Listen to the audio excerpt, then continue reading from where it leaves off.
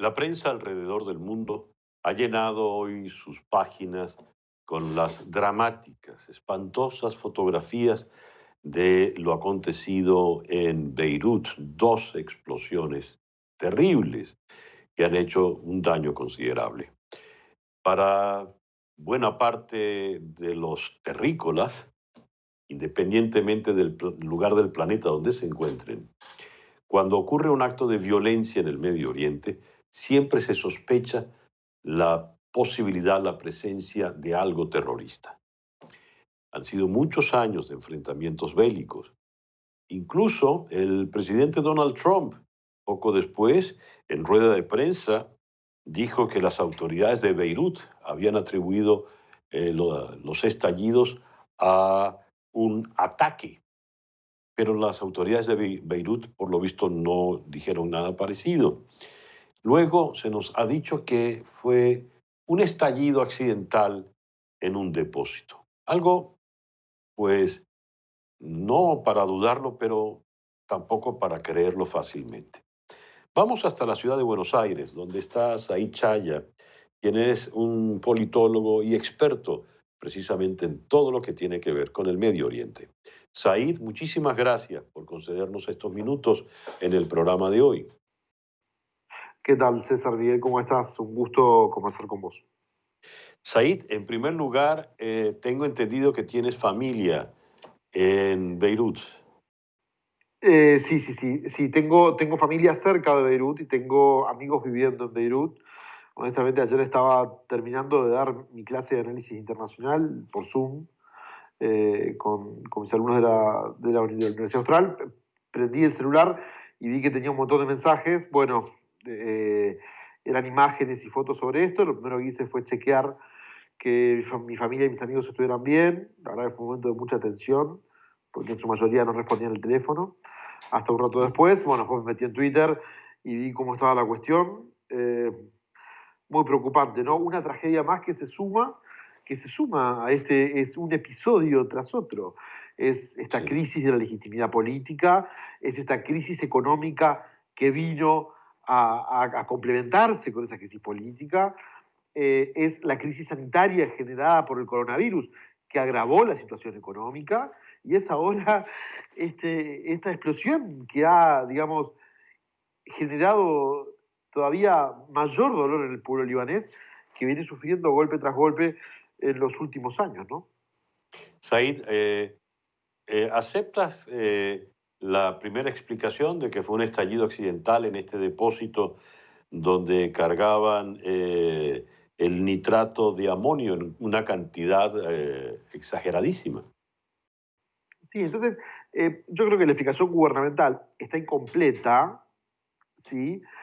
Pero no es del todo errónea. Lo primero que quiero hacer es, la verdad que muy buen punto el tuyo, hay que descartar la opción terrorista por ahora, la opción del ataque, de que Israel lanzó un Ujú. misil desde diferentes cuestiones contra un arsenal de Hezbollah. Digo, no hay elementos hoy para juzgar y hacer una afirmación temeraria de ese calibre, ni tampoco hay condiciones dadas en la región que permitan asegurar que Israel estaba buscando ese ataque o que Hezbollah pretendía un autoatentado cuando forma parte del gobierno. Digo, no hay una explicación lógica para hablar de un atentado. Creo que sí fue un accidente. Pero bueno, ¿podemos hablar de un accidente o podemos hablar en realidad de la desidia del gobierno?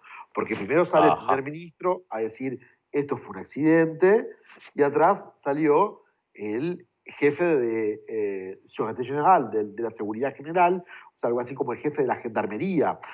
Aquí en Argentina le decimos gendarmería, salió a los medios a decir, guarda, nosotros le avisamos al gobierno que estaba este cargamento acá. Y después salió el director de la agencia portuaria, del puerto es un ente público-privado allá, salió el director de la agencia portuaria diciendo, nosotros hace 4 años le avisamos al gobierno que este cargamento era peligroso para la vida de los habitantes de la ciudad. ¿Qué hizo el gobierno? Nada, ¿no? Mm. Entonces, bueno, creo que la información del gobierno no está mal, pero sí estaba incompleta, ¿no? Le faltaba asumir la propia responsabilidad. El primer ministro dijo que le den 48 horas, ¿no? O sea, probablemente mañana por la tarde tengamos una primera resolución. Lo que parece ser fue un fuego accidental. Había un grupo de trabajadores que estaban ahí, digamos, y bueno, se incendió algún elemento y eso hizo prender fuego toda la reserva de nitrato que llevaba allí 6 años, ¿no? Había sido Dios. decomisada de un barco. Fíjate, Said, dices que es una temeridad hablar de ataque, pero el presidente Trump cometió esa temeridad. Pero no nos desviemos. Hay un punto que llama la atención. El suceso se produce en un momento delicado para el Líbano, justo antes de conocerse el veredicto del juicio sobre el asesinato del ex primer ministro Rafik Hariri en el 2005, donde falleció Hariri y otras 21 personas. ¿Puede haber alguna vinculación entre el estallido y este veredicto? En principio entiendo que no. El veredicto va a ser en Ok, la ciudad de La Haya. Primero, el veredicto va a ser en la ciudad de La Haya, ni siquiera va a ser en la ciudad de Beirut.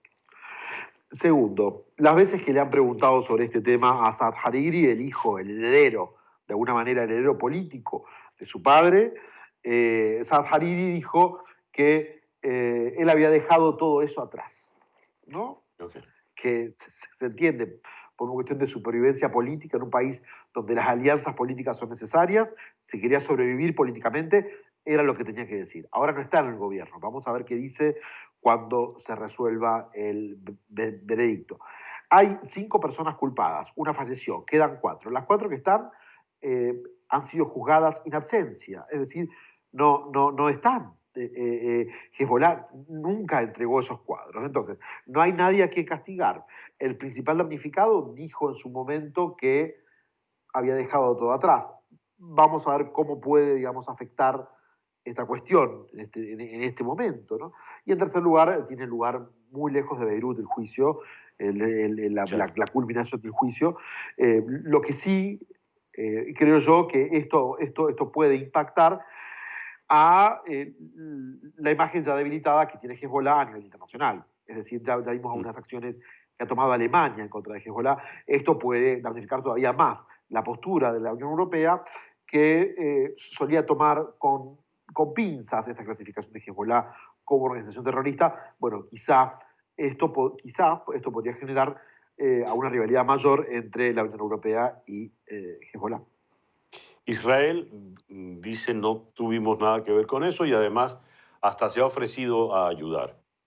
Descartado entonces el tema de un eventual ataque o atentado terrorista, la situación del Líbano es muy, muy complicada, lo comenzaste a decir al inicio de esta conversación.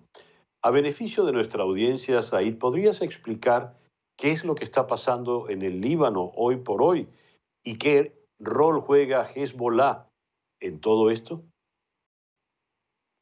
Sí, mira, básicamente en el Líbano hay de base un problema de legitimidad política muy grande. ¿Sí? Es decir, los partidos políticos son partidos anquilosados, son partidos que no permiten una participación de la juventud ni de ideas nuevas. Es decir, de alguna manera la titularidad de los partidos políticos, que son los actores centrales en la política y mucho más en la política electoral, la titularidad de los partidos se traspasa de padre a hijo, ¿no? Vemos el caso del Mm. Partido Socialista, por ejemplo, que el abuelo fue el fundador, después lo presidió el hijo y ahora el nieto está a cargo del partido. Y este no es el único caso del Partido Socialista, sino es el caso general de todos los partidos políticos, ¿no? Un promedio de edad muy elevado en la Cámara.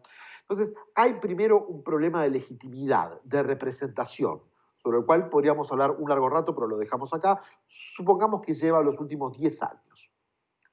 Sobre este problema político se suma un problema de tipo económico. Vos recordarás que Saad Hariri fue secuestrado en algún Ujú. momento de del Líbano, amenazó con renunciar, finalmente no lo hizo. Bien, cuando él vuelve al Líbano, Arabia Saudita retira los capitales que tenía en el país. Esto generó una crisis y esto iba a generar una crisis económica en el país.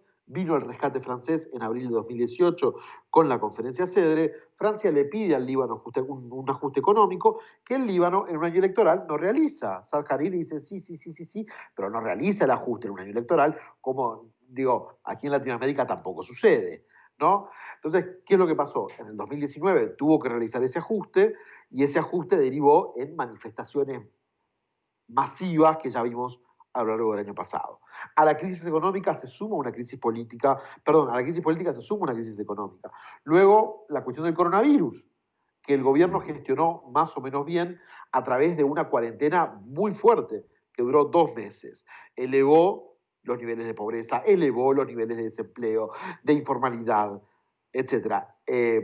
Una fuerte devaluación, seguida una suba de los precios de la canasta básica. Entonces, claro, a la crisis política se sumó una crisis económica. A esa se sumó la crisis sanitaria por el coronavirus y ahora tenemos esta situación tremenda, ¿no? Que le ha pasado al país, que es como la tragedia, un libro de cuentos, ¿no? Es una tragedia. Sí. Said, muchas gracias por atendernos en el programa de hoy y nuestros deseos de que tus familiares y amigos allá en el Líbano estén todos a salvo y con bien. Muchas gracias, siempre es un gusto. Muchas gracias, César.